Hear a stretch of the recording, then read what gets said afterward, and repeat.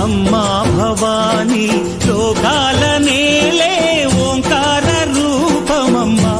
తల్లిని మహిమల్ని చూపవమ్మా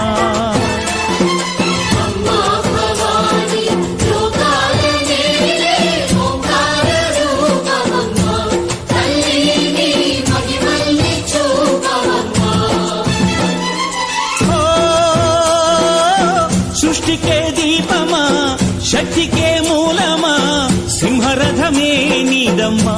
అమ్మ దుర్గమ్మ భక్తులను దీవించుమా